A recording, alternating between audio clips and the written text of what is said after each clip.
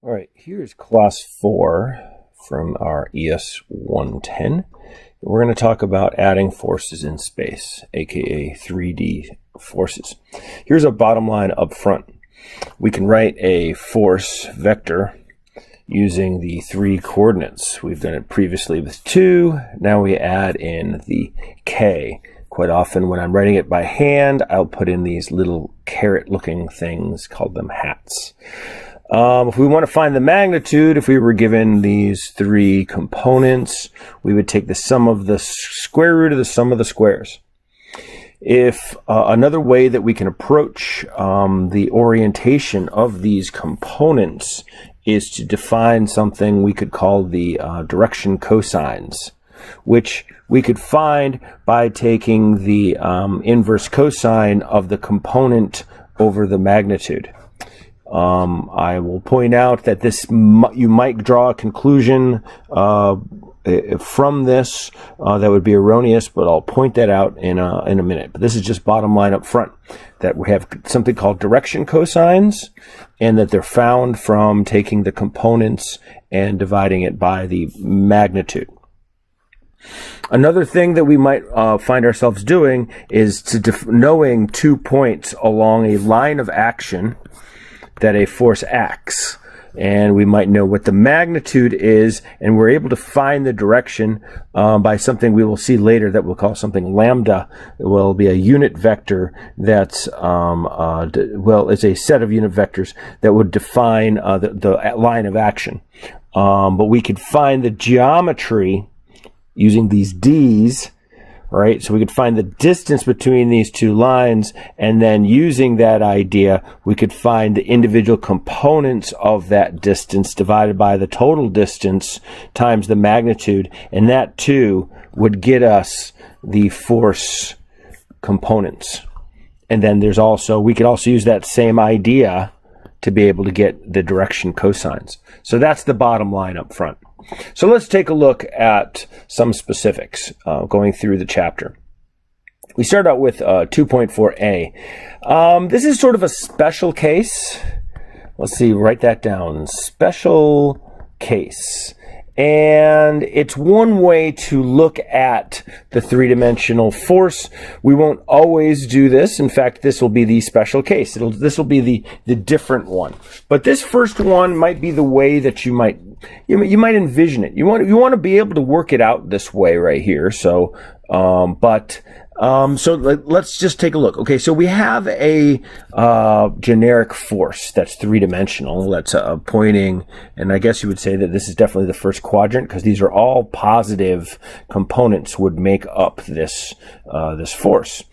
And if you were to look, that force lands onto one plane, right? So we could just think of the 2D version that we had of the thing previously in X and Y, and we have this right here. But now, since we have a third direction, we can almost think of it that we've pivoted about the Y-axis, and we've pivoted about it by an angle phi, right?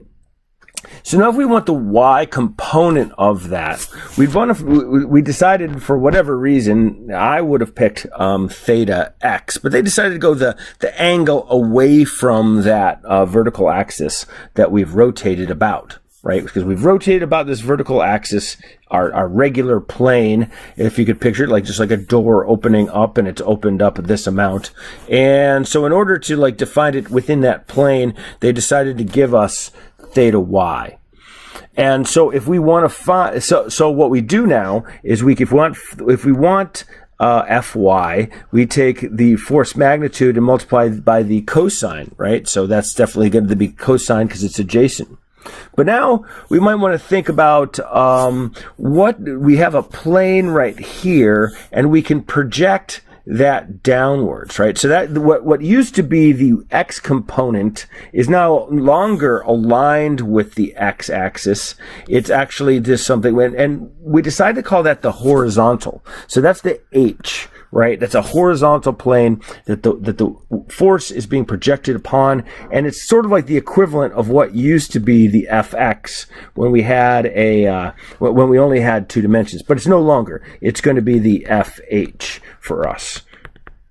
And now if we want the fx and the fz, we could take this angle, that phi, and we could project now the components onto x and z. So we have this like really a two-step process where we've defined a plane right here, and from that plane we get y and we got h, and then starting with that h that's in the horizontal plane, we're able to get an x and a y. Now that's just one way to break down these rectangular components. But so up here I'm repeating that so we can have like a contrast here. More often what we're going to do is we're going to look at those x and y x, y, and z components, and then try to find these direction cosines, as we like to say. And it's hard to picture this. It'd be a lot easier if this was three-dimensional and you could see the planes.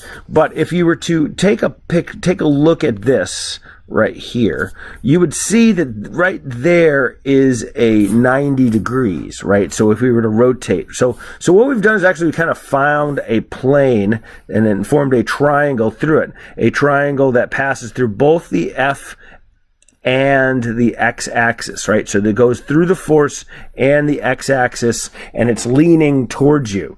And then we also draw a line that's perpendicular to the to the plane that's formed right here, right? So it's really if I'm going to say this the right way, am I saying that the right way? I think I am. Yes, it would form a three-dimensional box. The angles in the x-axis, yes, I believe that's a 90 degree. And so we're able to find and define this rotation of theta x. And then the same thing here, we would draw a plane that lands through the y-axis right here. And am I going to say this correctly? Yes, actually, you know what? Oh, man, I might want to even go backwards here. Am I going to say this correctly? Yeah, I said that wrong. Here's where the 90 degrees takes place. I'm sorry. Right there's the 90 degrees, which kind of makes sense, right? There is the 90 degrees. I'm sorry about that. Here is the plane, and here is the angle that was formed, right? And you could tell right here, right, that this line right here has to be perpendicular to this plane. That's true, right? Let's say that one more time. It was easy to misspeak. We'll go purple. Okay, we have a vector. We have its x component to create that vector. We could draw a line along here that lands on a plane that's perpendicular to the x-axis, and because of that, it has to be perpendicular right there.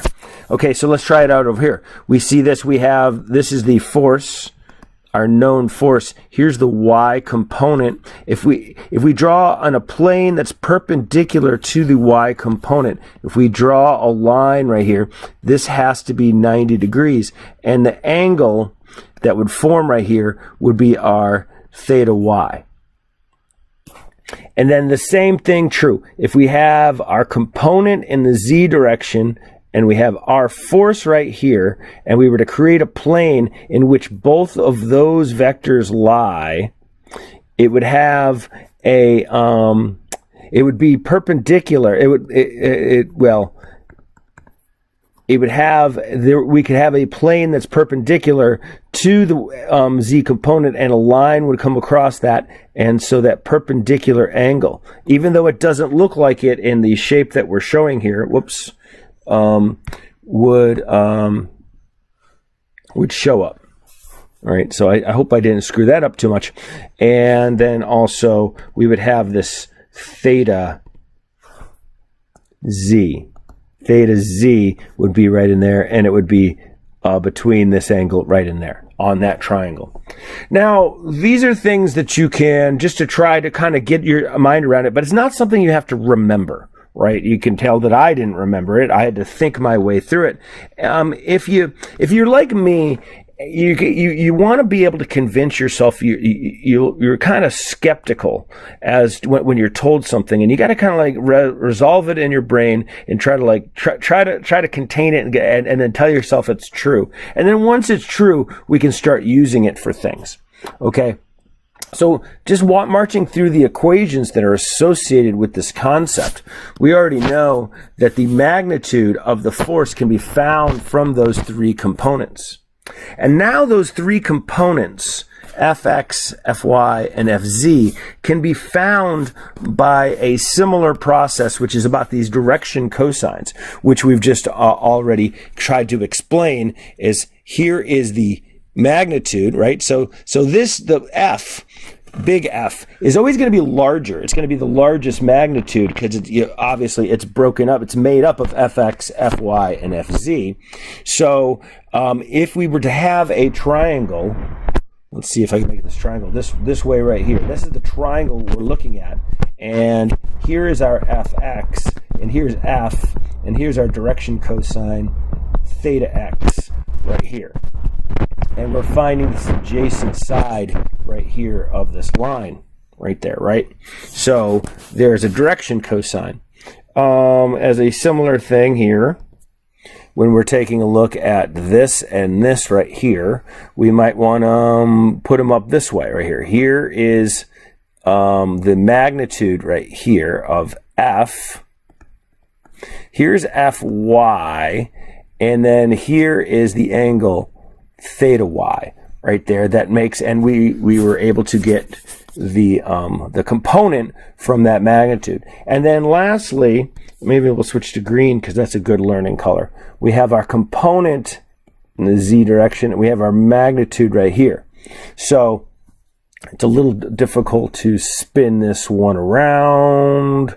Let's say I think I will go like this right there. Here's the z component, and here is F right here. So I've just kind of twisted it around. So here's Fz, and then here is the angle theta z. And now you can see that that is where the 90 degrees is, and this is where the 90 degrees is, and this is where the 90 degrees. Okay, so try to get that around your head. But now it's simple to just remember that these are direction cosines. Actually, looking for that where that physical angle is, that does require us to have a bit of an imagination, maybe something to go back to and worthwhile.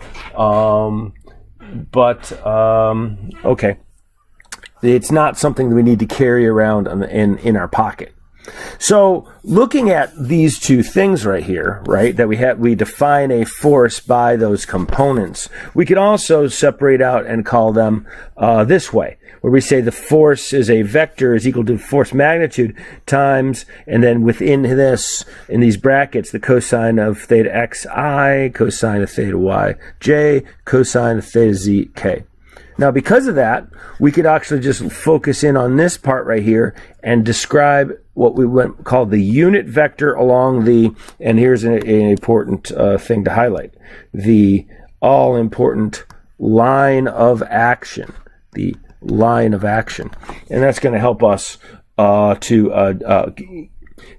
give a sense, right? So it's kind of like this unit vector thing that's been placed there. That's gonna, right here, it's aligned. It's obviously it's aligned with the x, y, and z in this. But these could have various magnitudes as long as the overall magnitude would turn out to be as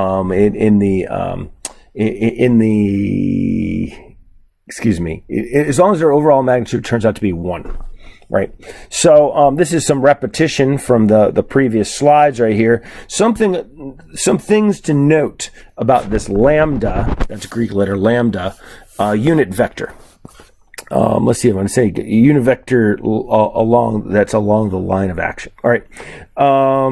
Yeah, it is a unit vector, right? So it's got a magnitude of unity. So it has this property right here, right? Remember that the sum of the squares, right, of the thing should equal the length of the thing. So and you know the square root of 1 is 1. Therefore, lambda x squared plus lambda y squared plus lambda z squared should be equal to 1, which is actually the same thing as saying this right here, right? Because all of these lambdas, these individual components of the overall lambda, are also equal to cosine of theta x, cosine of theta y, and cosine of theta z, each one the lambda x, lambda y, and lambda z.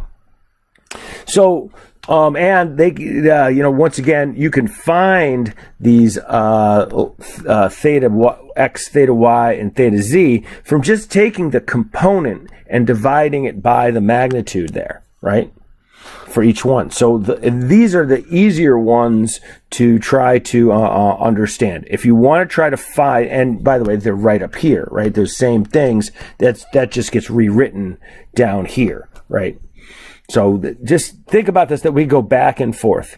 So there's a lot of stuff going on there, but you want to try to familiarize yourself with all this. You can't absorb all the stuff I just said. It's really when you do a problem or you do a series of problems that you're going to be able to digest these things. So let me see where we're at right here. I'll end the show and I can discard all of this. How long is my thing? It's already 16 minutes long. I worry that no one will watch this if it's 16 minutes long, or longer than 16 minutes. Let's hit done, and then I'll do the concept applications.